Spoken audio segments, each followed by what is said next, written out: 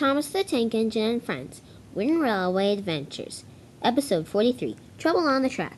It had been a busy day on Sir Topham Hatt's railway, and Thomas had just finished pulling his last train. He came into the yard, and he pushed Annie and Clarabelle into their siding. This is the siding where Annie and Clarabelle slept every night, and they liked it very much. Thomas said goodbye and good night, and began to puff away. But just then Edward puffed up. "Thomas, wait," he said. "What is it?" asked Thomas. "You look worried." "I am," said Edward. "What is it?"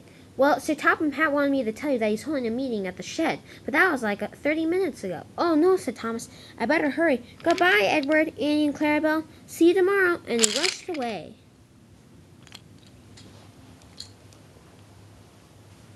Back in the shed, the engines were waiting. Sir Topham Hatt was very cross. "Oh," he said, "where could Thomas be?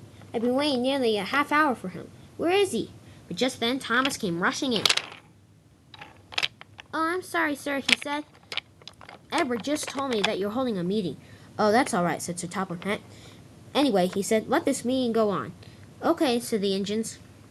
As you all know, on Thomas's branch line and Gordon's express line, they go along a part of the track that is very bumpy. I think this is very unsafe, because the track has been there for many years, and I have not repaired it. I am beginning to worry about it," he said. "So therefore I want to have it fixed. However, all my engines are very busy, so I have no one that can help me with the construction. And so I guess, well, it will have to be held off. Anyway, when you go over the bumpy track, please go with caution. I don't want it to collapse, and then it'd be a big mess," he said. "Well, that's all I have to say. Good night, and get some rest. It's going to be another early morning." "Yes, sir," said the engines. "We will." Said Thomas. "I feel sorry for him."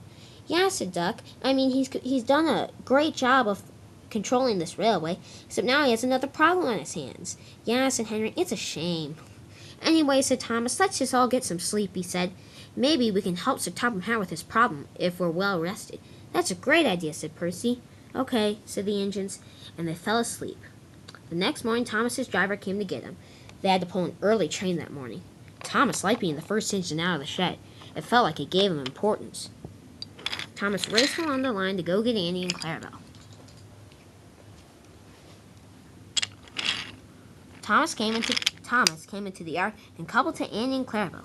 Just then Toby popped up. "Hi, Toby," said Thomas. "What are you doing?" "Well, as you can see, I'm pulling Henrietta. I'm taking the vicar and the Sunday school children." "They can't all fit in there, can they?" "Well, he doesn't have as many students today, so I guess they can't. But anyway, I just wanted to tell you something." "What is it?" asked Thomas. "Look, Sir Topham Hatt put up some stop signs along the bumpy track. He doesn't want any engines going over it now." "Bother," said Thomas. "That's where I have to go today. That's my branch line." "I know," said Toby. "It's a shame. You better find out a different way to go along the line." "You're right," said Thomas. "I better." And he puffed away quickly.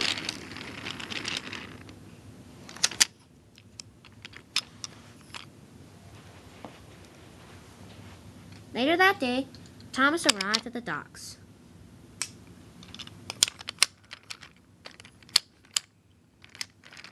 Everything had gone smoothly so far that day, and he had a while to wait before his signal changed. There was Arthur. "Hi, Arthur," said Thomas. "What are you doing?" "I'm pulling the animal train," he said. "It's very exciting, and I've never pulled it before." "Good for you," said Thomas. "Yeah," said Edward. "Yeah," said Arthur. "Anyway," said Arthur, where are you going next?" "I'm going to Elsbridge Station. It's that way along the track." "Okay," said Arthur, "but I'm confused. If you go this way along the track, you hit the stop signs. What are you going to do?" "I don't know," said Thomas. "I still have to figure that out." "Well, I'm just giving you a suggestion. You could go on the Knapford Express route, and then you could cut off from there to Elsbridge. I guess you're right, said Thomas. But he didn't really want to go that way. It would be a waste of his time, he thought. His signal switched and Thomas was off. He didn't go on the Knapford Express route. He went along his regular branch line.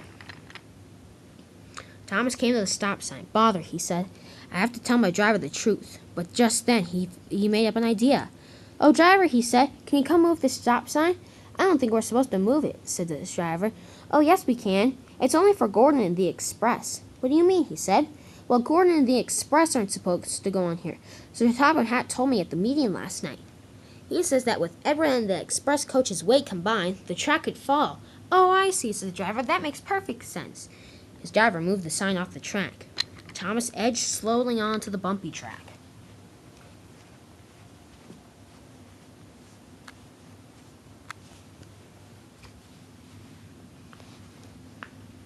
He was hoping it wasn't going to cave in. But to make matters worse, his driver stopped him on it. He had to move the other sign. Bother, said Thomas. I hope this doesn't take long. But the driver found the sign heavy. Oh, he said, this sign's heavy. He finally moved it off, but it was too late. Suddenly, Thomas felt the track caving in. Help, said Thomas, help! There were trees on the side of the tracks. The track caved in. The trees began to move. Help, said Thomas. Oh, no! And one of the trees came up and it fell down on Thomas. Ouch, he said. Another one banged into Annie. Annie was derailed, and so was Thomas.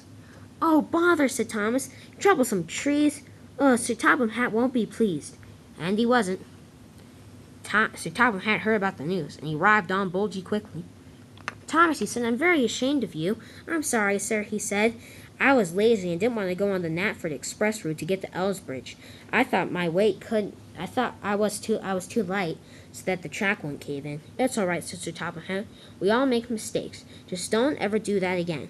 Okay, sir, I won't, said Thomas. And ever to this day, Thomas has never done it again.